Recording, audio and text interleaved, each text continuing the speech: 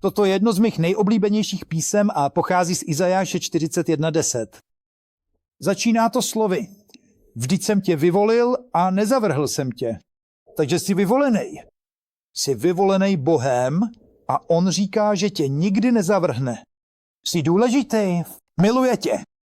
Záleží mu na tobě a je tu pro tebe. Písmo pokračuje dál a říká, neboj se, vždyť jsem s tebou. To je úžasné prohlášení.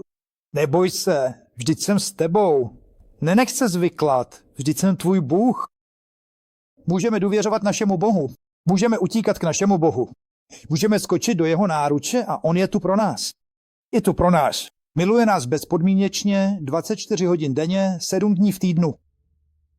Písmo pokračuje a říká, posílím tě. Když potřebujeme sílu, když potřebujeme odvahu, máme ji, protože náš Bůh nám ji poskytuje. Pomohu ti, podepřu tě svou spravedlivou pravicí.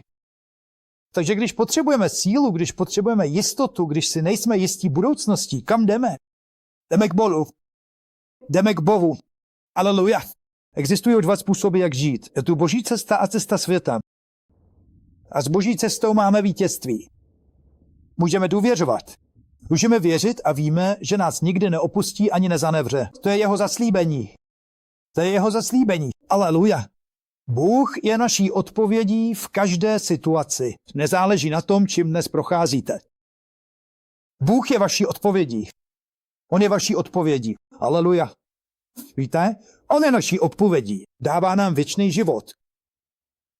Smívá všechny naše hříchy. On je náš uzdravovatel. On je náš zaopatřovatel. On je naší silou v dobách nouze. On je naší nadějí. On je naší láskou. On je vše, co potřebujeme.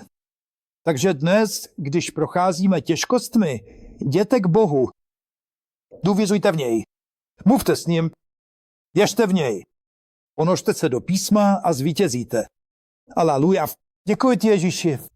Děkuji ti, Otče Bože.